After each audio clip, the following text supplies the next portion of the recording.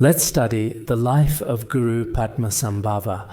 I just received this oral transmission today. Today I can recite the transmission to you as well.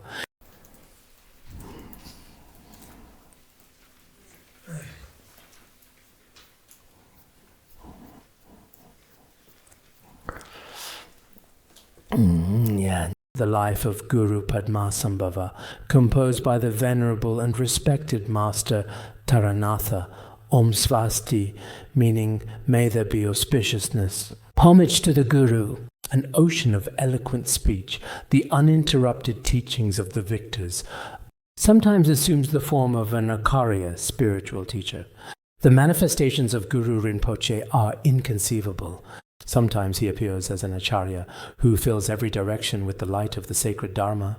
He turns the wheel of Dharma, spreading teachings throughout the 10 directions, displaying countless mandalas while never wavering. There should be a comma here. The Vajra mind of luminous clarity remains unmoved. At times, he transforms into the Lord of the secret mandala. Yet his mind of wisdom and radiant clarity indeed remains truly unshakable at all times, unwavering and steadfast. Before such a Guru Rinpoche, the author Taranatha offers homage with respect. Relying on the authentic words I have obtained, I have written this biography free from fabrication.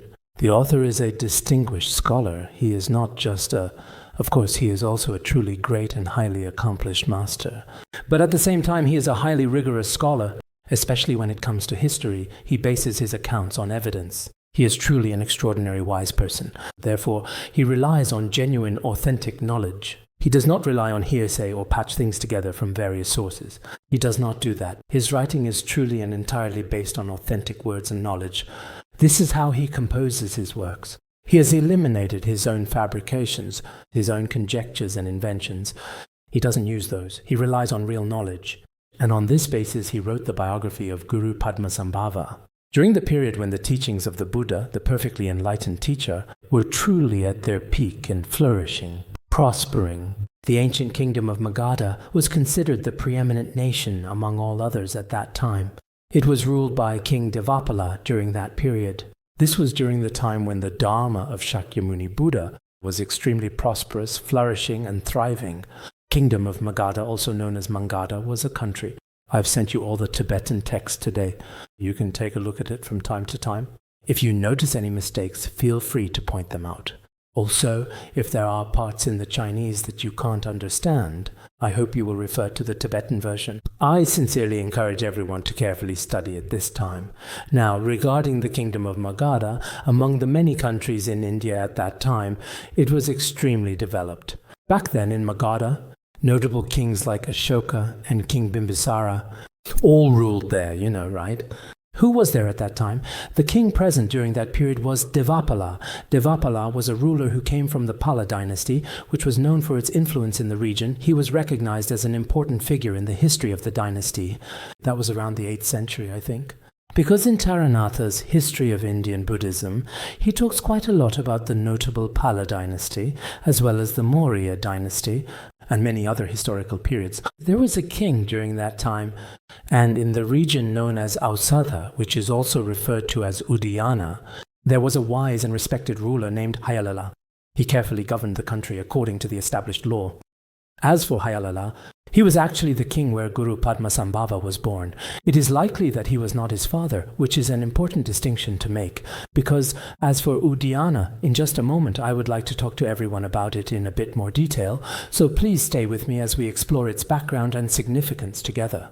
There was a truly great and wise ruler in the ancient land of Uddiyana, whose name was Hayalīla, and at that particular time there was also a member of the royal family present. So according to historical records, Guru Rinpoche's father was a member of the royal family by birth and lineage in that ancient kingdom.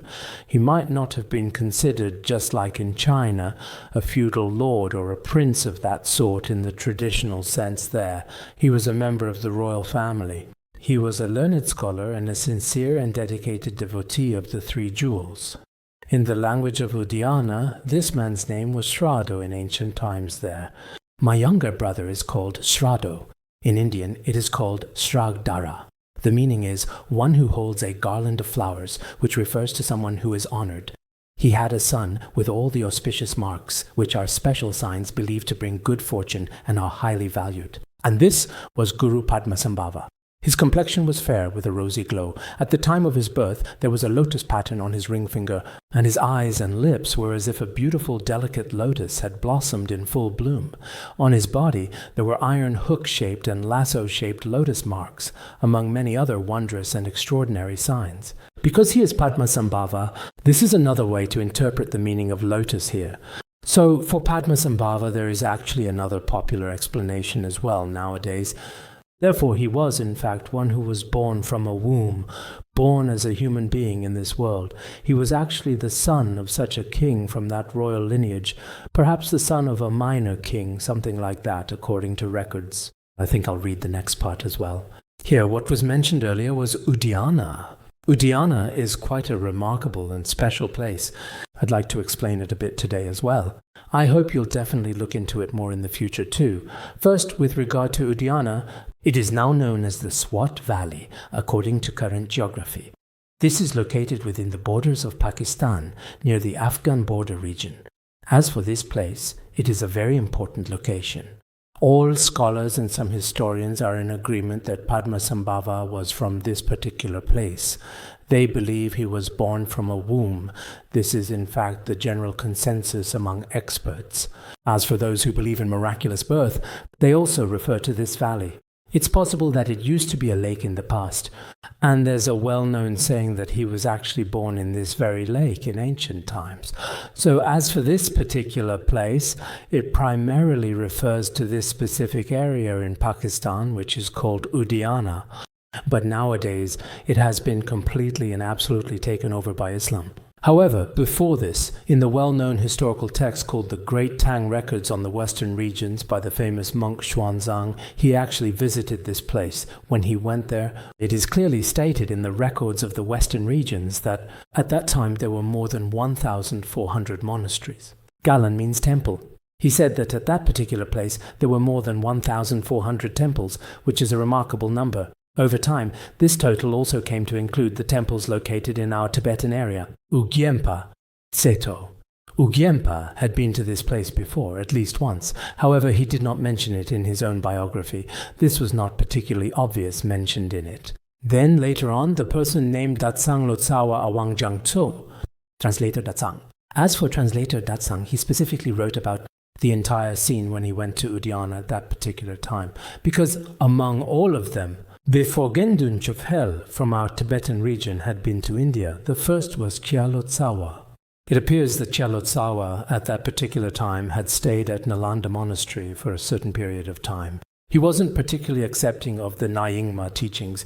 He said that the Tantras were not in India, for example, and so on. But later, when translator Ugyempa actually went there, he began to refute this claim. He said the person was ignorant, having only seen one monastery, so he couldn't represent India. Then, when he actually went there himself in the libraries of Nepal, there were so many tantras, even just the names alone. In Journey to the West, His Holiness said this. That's what it means earlier on. This is about Ugyempa. But Ugyempa's biography is almost like that of a great accomplished master. Sometimes when he spoke, it seemed like he was describing things in an overly elaborate way, which made it feel a bit unreliable. Then, later on, Datsang Lotsawa, he was entirely scholarly in his approach. Gendun Chopal also fully acknowledged this, that he had been to the land of Ugyen. There is even a special travelogue called Journey to Ugyen. If you have the chance, you should check it out in Tibetan if possible. It's quite interesting. At that time, he said that the palace of King Ugyenyana also existed there. Its name was Gondola. You know how in our great monastic assembly halls, His Holiness also used that name, Gondola. Back then, there were two large assembly halls. One was Gondola, and the other was the Heruka Hall. This is also notably mentioned in his historical account. Originally, he went to the lake in Ugyen, specifically Lake Senda, the place where Guru Rinpoche was born. But the person who was supposed to guide him, originally it would have taken a day to get there, but that guide refused to take him. So in the end, he couldn't go. It seems that the journey Datsang Lotsawa took was truly an ascetic one, extremely arduous. The road was incredibly difficult. His companions even died along the way, and heavy snow blocked the path. It was really almost like the records of the Western regions. These great masters are truly moving and inspiring. But Uddiyana at that time was a bit different from how it is now. Back then, as for Uddiyana, he said that this place, especially when you consider the food, was essentially a site where male and female Vidyadharas performed feast offerings together. Then he encountered some people there. There was an old woman. It said she was 1,000 years old. One day, when he couldn't find anything to eat, he went down to the village, feeling very hungry. A woman noticed his situation and kindly offered him a little food, sharing what she had with him, but the food was cold. Then he accidentally threw it away. After he threw it away, the woman became very upset. Suddenly, fierce fire started literally coming out of her mouth. It was quite shocking. There were miraculous manifestations and so on. So these are things we might want to take a look at. This place, Uddiyana, is truly remarkable. Now I'd like to take a moment to show everyone this place for all of you. That place is called the region known as the Swat Valley. There are a few beautiful photos of the Swat Valley. Let me talk a bit about this place in some detail right now. In the middle here is the whole area of Pakistan, as you can see clearly displayed. And as for this specific area of Pakistan, to the northwest, it shares a long and rugged border with Afghanistan. To the east, there's Kashmir, a region known for its beautiful valleys and scenic mountains. And to the south, there's Xinjiang, an area famous for its vast deserts and diverse cultures. Now that's China's Xinjiang. And further down there's India. So actually this is what the area of Pakistan looks like. This is where Padmasambhava was in Uddiyana at the time. Now there's a clear green circle around it on the map. Swat is right here, roughly in the middle of this geographical region. It's not very far away at all from the capital city. That's the kind of place it is. You can basically see all of this clearly on the geographical map above that we are showing. Xinjiang over here to the east is Tibet and below is Afghanistan. Above is Kashmir, these few places in the region. This is where Padmasambhava was at the time, mainly in this particular area. This is what is surrounding it. And now, as for the historic Swat Valley, maybe this special place, some people say that according to ancient legends and local traditions, there used to be a very large lake near here in the distant past. In this specific area, there are still many well-preserved and historically significant ancient monastery sites scattered throughout the region. There are especially many historical sites. Of course, nowadays, perhaps the things that Dakang Lotsawa saw basically no longer exist. This beautiful and historic place is called the Swat Valley in local language. Swat Valley is the name of this whole extended geographical area that we see here. And then there's also another important and distinct part behind it. Nowadays, people call this beautiful place the Little Switzerland. In Datsang Lotsawa's travel notes, it's also mentioned that this place is especially beautiful. Even now, many people from around the world think that the scenery here is still quite beautiful. And now, there are still some ancient and sacred Buddha statues here preserved through the centuries. On that large and prominent red line above on the map, there are some Buddha statues carved into the rocks. This is the famous Bamiyan Buddha in Afghanistan. Some parts were tragically destroyed last time by terrorists when they bombed it with explosives.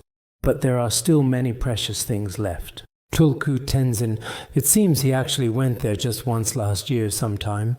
I didn't ask him about it, but I did hear that he is working on writing a modern version of the Travels of Uddiyana, or at least that is what I suppose.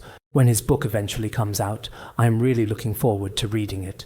It might contain more detailed information. So, if this place is indeed perhaps the land of Uddiyana, there really shouldn't be much debate about it, including Xuanzang and Faxian from earlier, who were both prominent Buddhist monks and travelers. As for Xuanzang and Faxian, right next to it is Sragdhara, which is a site of historical interest located nearby. This place, Sragdhara, was a place that both Xuanzang and Faxian visited back then during their journeys to India. So here, what we mainly want to do today in our discussion is the Sragdhara I just mentioned.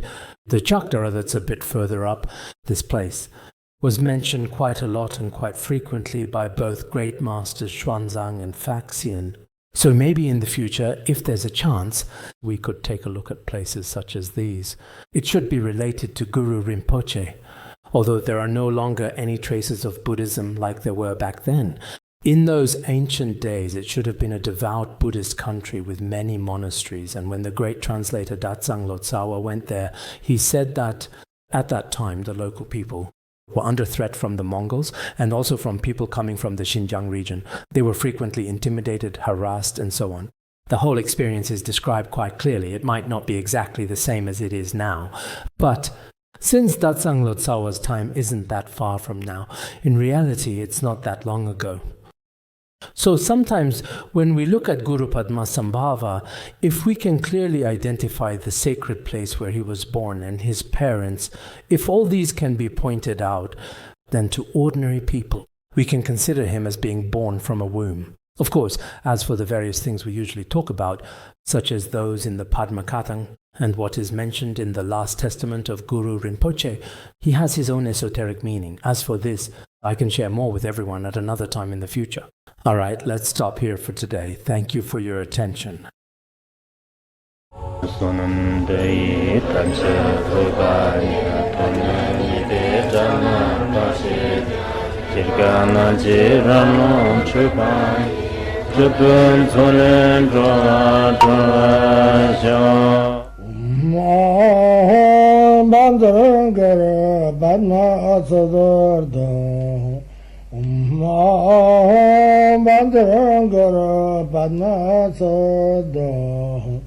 Om Bandhangara Padmasambhava